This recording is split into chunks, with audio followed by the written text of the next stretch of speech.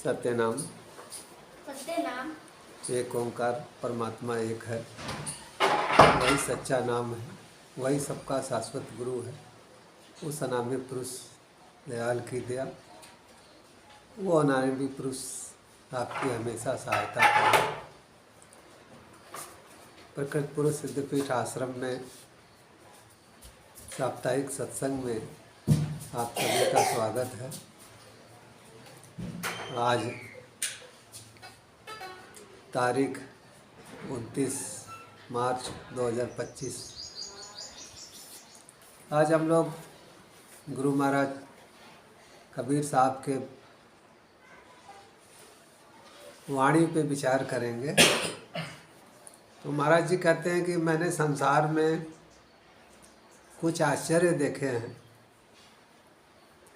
जिस पे साधकों को विचार करना चाहिए।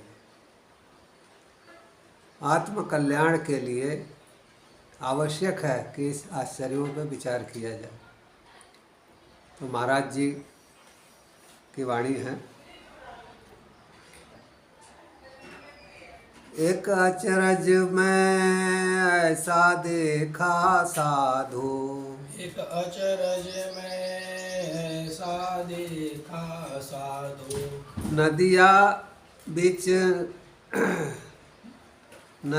बिच नाव डूबी जाए, नदिया बीच नाव डूबी जाए। एक अचरज में ऐसा देखा साधु, एक अचरज में ऐसा देखा साधु, नैया बीच नदिया डूबी जाए, नदिया बीच नदिया डूबी जाए। तो गुरु महाराज कहते हैं कि हमने एक आश्चर्य देखा, नदी में नाव डूबती है, नदी के भीतर जो है नाव डूबती है, लेकिन नाव के भीतर नदी डूब गई। मैंने एक आश्चर्य देखा। तो यहाँ गुरु महाराज नाव कहते हैं शरीर को, कि शरीर जो है एक नाव है। भवसागर से पार होने के लिए कुदरत ने हमें एक नाव दिया है। और नदी क्या है? तो मोह की नदी, विषय वासनाओं की नदी, लगाव की नदी। तो कहते हैं कि ये शरीर विषय वासनाओं में, भोग में, मोह में, इस नदी में डूब जाता है। और ये नदी जब भीतर बहती है तो शरीर को जर्जर करती चली जाती है, और एक दिन शरीर बिल्कुल असहाय होकर के साथ छोड़ देता है और जीवात्मा को बाहर निकलना पड़ता है। तो कहते हैं कि नदी में नाव डूबते सबने देखा है, लेकिन नाव में नदी डूब जाए ये तो परम आश्चर्य है। तो कहते हैं ये शरीर रूपी नाव में ही संभव है। शरीर रूपी नाव में जितनी मोह माया की नदी है वो सब उसमें समाहित हो जाती है, डूब जाती है। विषय वासनाएं हैं, मोह है,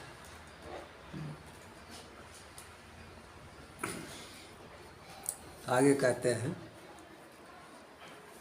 एक अचरज में देखा साधु, एक अचरज में देखा साधु, एक अचरज में देखा साधु, एक अचरज में देखा साधु, बंदर दूहत गाय, बंदर दूहत गाय, दूध दही अपने तो खाए, दूध दही अपने तो खाए, माखन हाट बिकाए।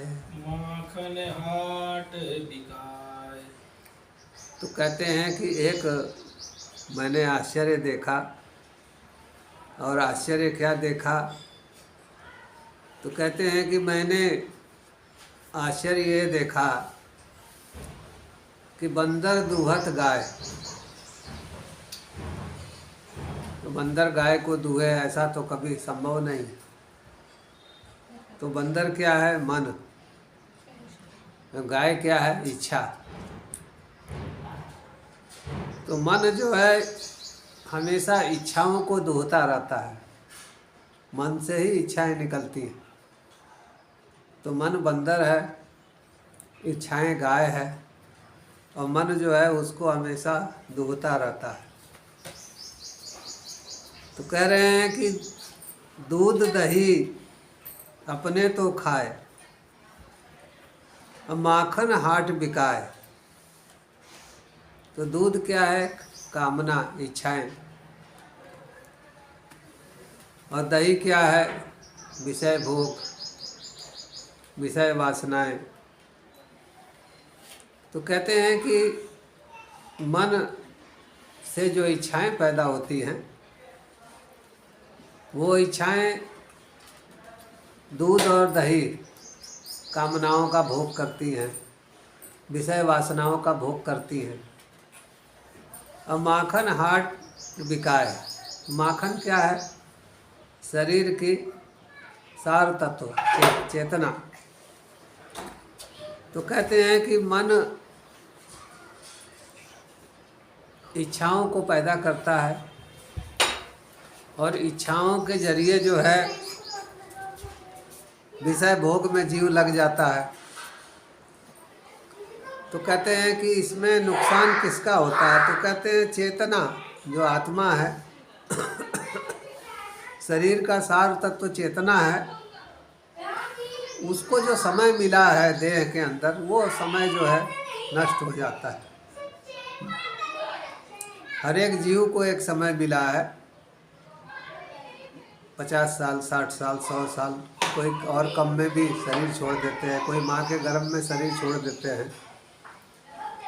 तो कह रहे हैं कि सबके अंदर जो चेतना है उसको एक समय मिला हुआ है, और समय का अगर वो सदुपयोग नहीं करते हैं तो विषय वासनाओं में ही पूरा समय बीत जाता है।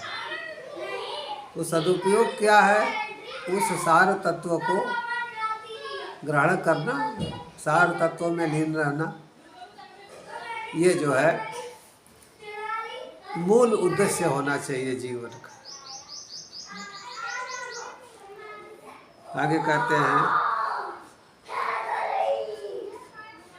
एक अचरज में देखा साधो, एक अचरज में देखा साधो, एक अचरज में देखा साधो, एक अचरज में देखा साधो। गदहा के दो सींग, गदहा के दो सींग, उसी के गले में रस्सी लागा, उसी के गले में रस्सी लागा। खींचत अर्जुन भीम, खींचत अर्जुन भीम। तो गुरु महाराज प्रतीक में अलंकारिक भाषा में उस समय 600-700 साल पहले साफ साफ बोल नहीं सकते थे, तो संत लोग सदुक्कड़ी भाषा में, प्रतीक के रूप में, अलंकारिक भाषा में अपनी बात कहते थे। तो गुरु महाराज कहते हैं कि मैंने एक आश्चर्य देखा। क्या आश्चर्य देखा? कि गधा, गधा मतलब अज्ञानी जीव, और सिंह यानी दो सिंह यानी द्वैत भाव। तो कह रहे हैं संसार में जिसको ज्ञान नहीं है वही द्वैत भाव में जीता है कि ये ऊंची जाति का है, नीची जाति का है, ये फलाने धर्म का है, ये फलाने जाति का है, ये ऊंचा है, नीचा है, या अमीर है, गरीब है। तो कहते हैं ये ऊंच नीच की बात जो करता है, कौन करता है? कहते हैं जो अज्ञानी है। तो कहते हैं कि उसी के गले में रस्सी लागा, खींचत अर्जुन भीम। कह रहे हैं जो अज्ञानी जीव है उसके गले में कर्म की रस्सी लगी हुई है, और खींचत अर्जुन भीम, अर्जुन भीम, अर्जुन दिन, भीम रात। तो रात और दिन अज्ञानी जीव को कौन खींचता है? तो उसके कर्म संस्कार,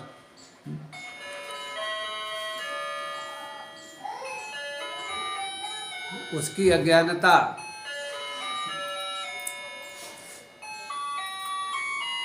आगे कहते हैं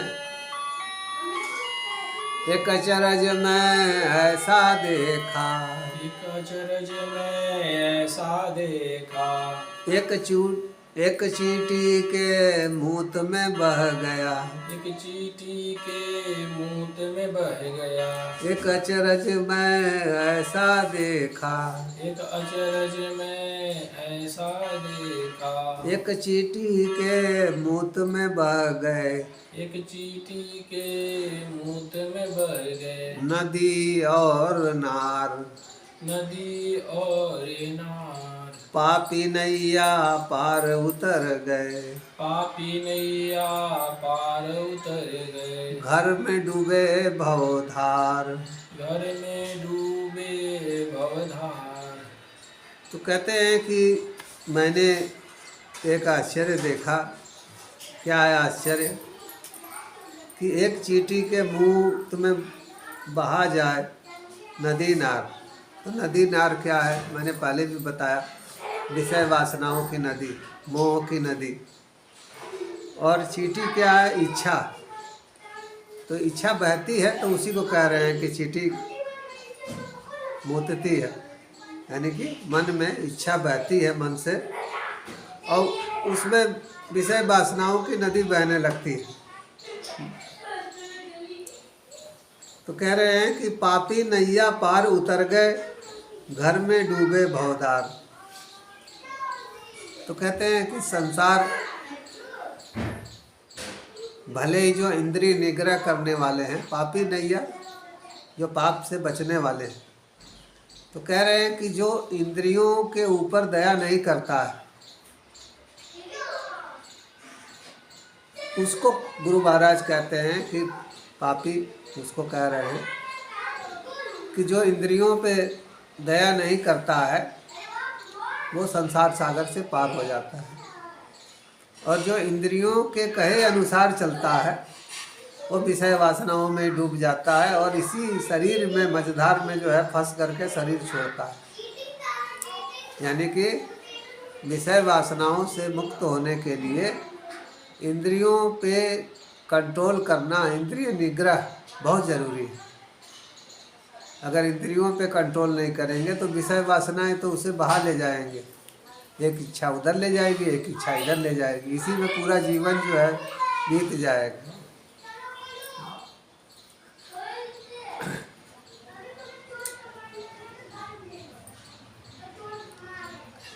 एक अचरज में ऐसा देखा, एक अचरज में ऐसा देखा, एक चींटी के मुअले साधो, एक चींटी के मूले साधु, 9 लख गीध घाय, 9 लख गीदे अघाय, तापर चील मडराए हो, तापर चील मडराए हो, एक अचरज में ऐसा देखा।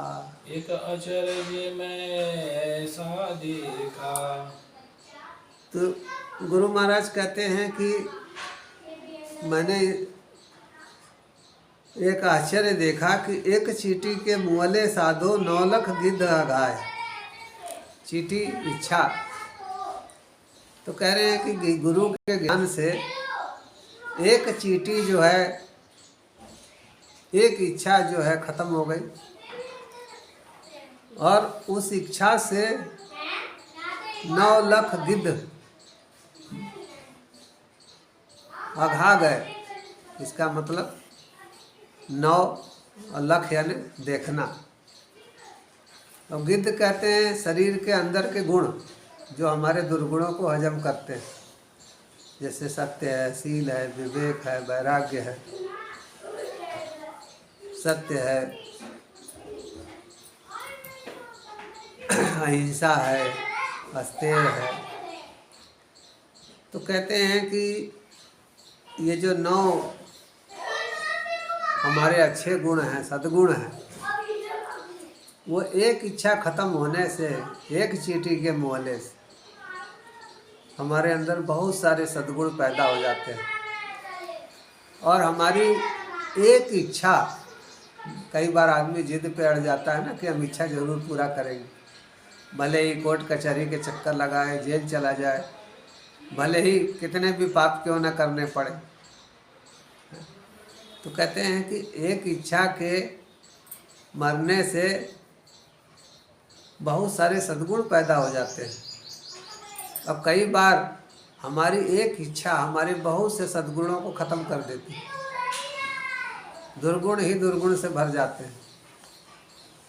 तो कहते हैं कि इसीलिए गुरु के सानिध्य में रहने से हमारी जो मोटी मोटी इच्छाएं हैं वो पूरी हो जाती हैं, और जो व्यर्थ की इच्छाएं हैं वो खत्म हो जाती हैं। तो कहते हैं कि तापर चील मडराए, वो एक अचरज ऐसा देख। कहते हैं व्यक्ति के अंदर लाख सद्गुण हो, कितने भी सद्गुण हो, लेकिन चील, अहंकार रूपी जो है चील से उसको हमेशा सावधान रहना हो। ये अहंकार, कितना भी सद्गुण हो व्यक्ति में, लेकिन उसका अहंकार बहुत जल्दी जागृत हो जाता है, और अहंकार रूपी चील जो है वो मंडराता रहता है।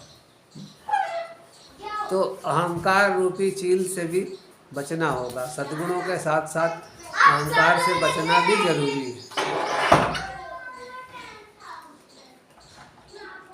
आखिर में गुरु महाराज कहते हैं, एक अचरज में देखा साधु, एक अचरज में देखा साधु, एक अचरज में देखा साधु, एक अचरज में देखा साधु, नदी में लग गई आग, नदी में लग गई आग, कूड़ा कचरा सब जर गई ले, कूड़ा कचरा सब जर गईले, मछरी खेले फाग।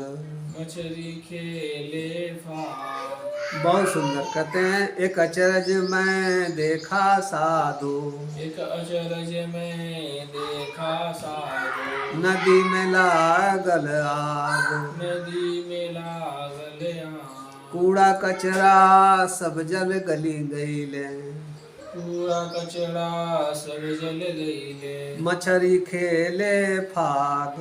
मछली खेले फाग। वो साधो एक अचरज में ऐसा देखा, वो साधो एक अचरज में ऐसा देखा, वो साधो एक अचरज में ऐसा देखा। वो साधो एक अचरज में ऐसा देखा।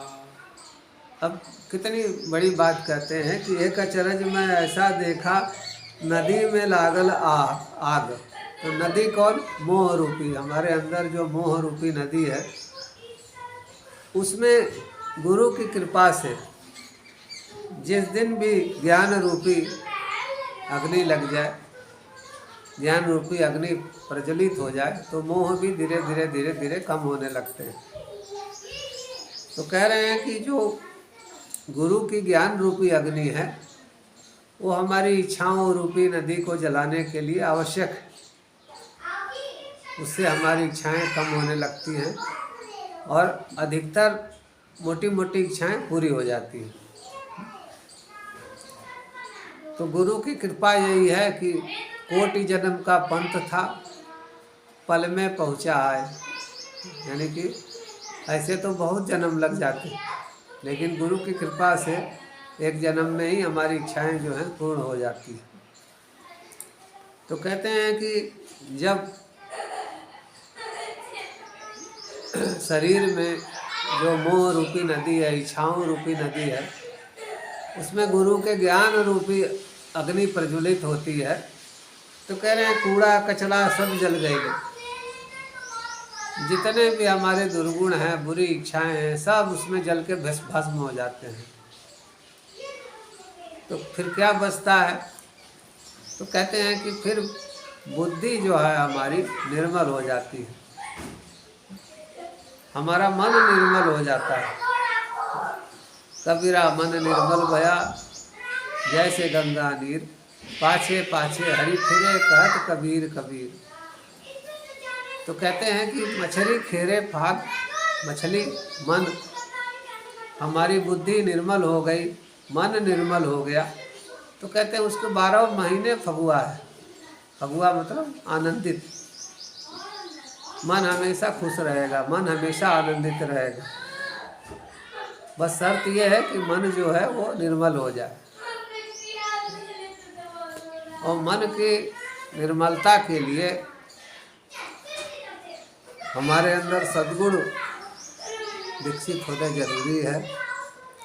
और सद्गुणों के विकास के लिए किसी न किसी गुरु का सानिध्य जरूरी है, किसी न किसी गुरु की कृपा जरूरी है।